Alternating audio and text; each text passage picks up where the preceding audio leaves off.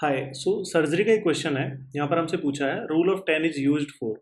अब इतना तो मैंने आपको बता ही दिया है कि ये सर्जरी का क्वेश्चन है, तो इसका मतलब क्या है कि ये सर्जरी के लिए पेशेंट के असेसमेंट के लिए यूज़ किया जाता है। लेकिन किस तरीके के सर्जरी के असेसमेंट के लिए यूज़ करते हैं वो हम लोगों को पता करना है। तो यहाँ पर हमें 4 कंडीशंस दी हुई हैं जिनका सर्जिकल मैनेजमेंट किया जाता है। पहली है क्लेफ्ट लिप, दूसरी है इम्परफोरेटेड एनस, तीसरी है क्रिप्टोऑर्किडिज्म और चौथी है ट्रैकियोइसोफेगल फिस्टुला। ठीक है, अब इन चारों में से जो रूल ऑफ 10 है उसका इस्तेमाल हम लोग करते हैं क्लेफ्ट लिप को रिपेयर करने के लिए। ठीक है, क्लेफ्ट लिप को रिपेयर करने के लिए जो सर्जरी होती है उसके लिए हम लोग कौन सा रूल यूज करते हैं?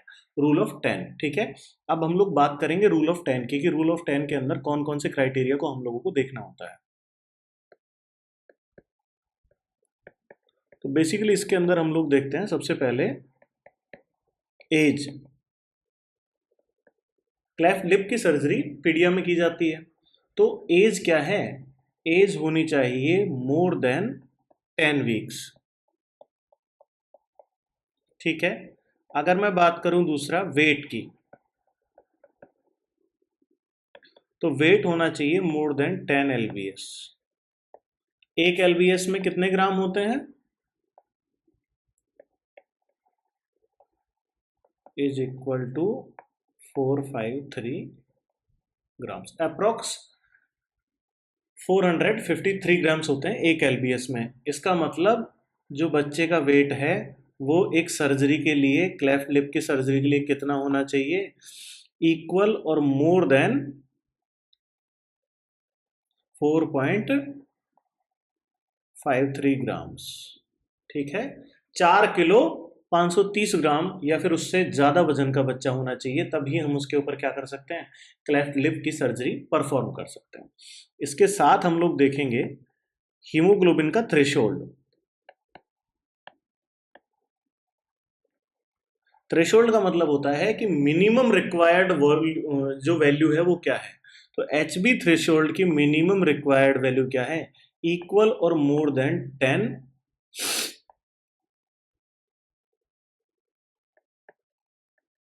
10 ग्राम पर डेसीलीटर, सॉरी।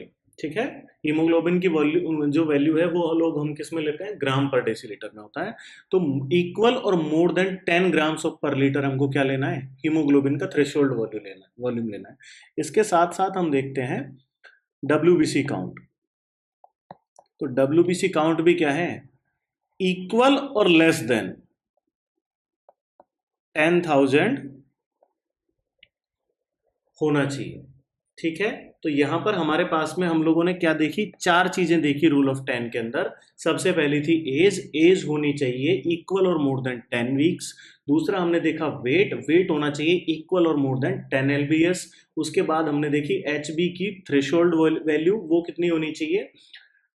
इक्वल और मोर देन 10 ग्राम पर डेसीलीटर। और उसके साथ साथ हमने देखा डब्ल्यूबीसी काउंट, जो कि क्या होना चाहिए? इक्वल और लेस देन 10,000 सेल्स। ठीक है, तो ये चीजें हमने देखी रूल ऑफ 10 किसके लिए जब हम यूज कर रहे हैं? क्लेफ्ट लिप के लिए जब हम यूज कर रहे हैं।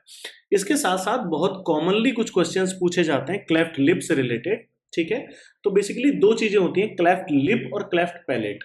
अगर किसी इन्फेंट का अपर लिप कटा हुआ है तो इसको हम बोलते हैं क्लेफ्ट लिप। ठीक है, बाय बर्थ डिफेक्ट है, कॉन्जेनेटल डिफेक्ट होता है। इसके साथ साथ अगर किसी बच्चे का ओरल कैविटी में पैलेट क्या होता है? सो बेसिकली आपकी टंग के ऊपर का जो सरफेस है वो क्या है? पैलेट है। यानी कि टंग हमारी बाहर आ जाती है लेकिन ऊपर का जो हार्ड सरफेस होता है वो क्या होता है? पैलेट होता है। तो दो कंडीशन होती है, एक कंडीशन के अंदर सिर्फ लिप कटा हुआ होता है और एक कंडीशन के अंदर पैलेट भी कटा हुआ होता है साथ में। तो दोनों कंडीशंस के अंदर ड्यूरिंग सर्जरी और पोस्ट ऑपरेटिव सर्जरीज की पोजीशंस पूछी जाती हैं, वो बहुत इंपॉर्टेंट है। अगर मैं बात करूं क्लेफ्ट लिप के बारे में, तो क्लेफ्ट लिप के अंदर क्या होता है? Post surgery position. तो देखो, post surgery position cleft lip के अंदर हम कौन सी देंगे? सुपाइन पोजीशन दे सकते हैं। प्राइमरीली हमको सुपाइन पोजीशन नहीं देनी है, प्राइमरीली हम लोग सबसे पहले लेटरल पोजीशन दे सकते हैं। ये लेफ्ट लेटरल भी हो सकती है और राइट लेटरल भी हो सकती है। ठीक है, अब इसके बाद में सेकंड प्रायोरिटी हम दे सकते हैं सुपाइन पोजीशन को in case of cleft lip.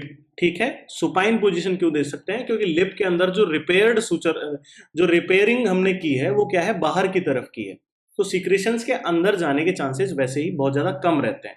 फिर भी हम इसको क्या दे रहे हैं, यहाँ पर सेकंड प्रायोरिटी दे रहे हैं। फर्स्ट प्रायोरिटी में हमको लेटरल पोजीशन ही देनी है। लेकिन अगर मैं बात करूं क्लेफ्ट पैलेट की,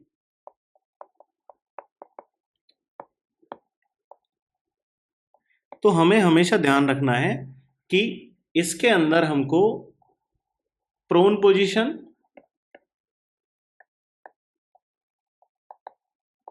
इसके साथ साथ लेटरल पोजीशन प्रीफर करनी है। दोनों के अंदर ही हमको क्या है, लेटरल पोजीशन फर्स्ट प्रायोरिटी देनी है। सेकंड पोजीशन क्लेफ्ट लिप के अंदर सुपाइन पोजीशन मैंने बताया क्योंकि सूचर लाइन बाहर की तरफ है वहां पर। लेकिन क्लेफ्ट पैलेट के अंदर क्या है, सूचर लाइन पैलेट पर होती है। तो जब सूचर लाइन पैलेट पर होगी तो सूचर लाइन से क्या होगा, सीक्रेशंस आएंगे, और उन सीक्रेशंस की वजह से बच्चा क्या कर जाएगा, एस्पायरेट कर जाएगा। इसलिए हमें यह ध्यान रखना है कि क्लेफ्ट पैलेट के अंदर हमें कभी भी बच्चे को सुपाइन पोजीशन नहीं देनी है। ठीक है, जबकि क्लेफ्ट लिप के अंदर आप दे सकते हो क्योंकि वहां पर एस्पायरेशन का रिस्क रिलेटिवली कम होता है क्लेफ्ट पैलेट के। फर्स्ट प्रायोरिटी हमें देनी है लेटरल पोजीशन क्योंकि उसके अंदर सीक्रेशंस क्या है, ड्रेन हो सकते हैं। ठीक है, इसके साथ साथ एक और इंपॉर्टेंट क्वेश्चन है, वो क्या है कि भैया फीडिंग कैसे कराते हैं। तो देखिए, जब बच्चे का क्लेफ्ट लिप है या क्लेफ्ट पैलेट है तो दोनों के अंदर ही बच्चा प्रॉपरली सकिंग नहीं कर पाएगा। ठीक है, जब सकिंग नहीं कर पाएगा तो हमें बच्चे को बॉटल फीडिंग करा सकते हैं, लेकिन बॉटल फीडिंग में भी सक की जरूरत पड़ती है तो बॉटल फीडिंग भी नहीं कर पाएगा। हमको फीडिंग करानी होती है स्पून से। और पोजीशन फीडिंग के दौरान क्या होनी चाहिए, सिटिंग पोजीशन होनी चाहिए। ये प्री ऑपरेटिव कंडीशन में भी अप्लाई होता है और पोस्ट ऑपरेटिव कंडीशन में भी अप्लाई होता है क्योंकि वहां पर हमें सूचर लाइन सिक्योर करनी होती है। ठीक है, क्लेफ्ट लिप के अंदर एक और चीज मैं आपको बता देता हूं, प्रोन पोजीशन कॉन्ट्राइंडिकेटेड है।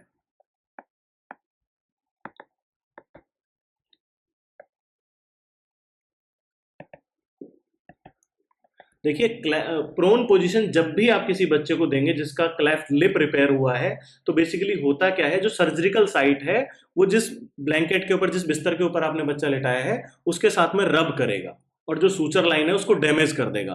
तो उसको बचाने के लिए हम लोग क्या करते हैं कि प्रोन पोजीशन कभी नहीं देते हैं। किस केस में, क्लेफ्ट लिप के केस में। ठीक है, फीडिंग हमेशा करानी है सिटिंग पोजीशन के अंदर क्योंकि प्रॉपर, देखिए अगर आप लेइंग में कराएंगे या फिर सुपाइन में कराएंगे तो एस्पायरेशन का रिस्क बढ़ जाएगा क्योंकि क्लेफ्ट पैलेट के अंदर क्या है, वो चला जाएगा। वहां पर ओरोफेरिंक्स और नेजोफेरिंक्स दोनों अलग अलग नहीं होते हैं, उनके बीच में एक कैविटी बन जाती है। ठीक है, उनमें सेपरेशन नहीं होता है। अगर मैं फीडिंग की बात करूं तो फीडिंग हम लोग किस में करा रहे हैं, क्लेफ्ट लिप में। हमको सिटिंग में फीडिंग कराने की क्यों जरूरत है, क्योंकि जब लिप्स बंद नहीं होंगे, लिप्स इम्प्रॉपर हैं, ठीक है, तो जब वो बंद नहीं होंगे तो प्रॉपरली बच्चा सक नहीं कर पाएगा। ठीक है, तो इसीलिए हमको स्पून फीडिंग हम लोग प्रेफर करते हैं। और किस पोजीशन में प्रेफर करते हैं, सिटिंग पोजीशन के अंदर प्रेफर करते हैं।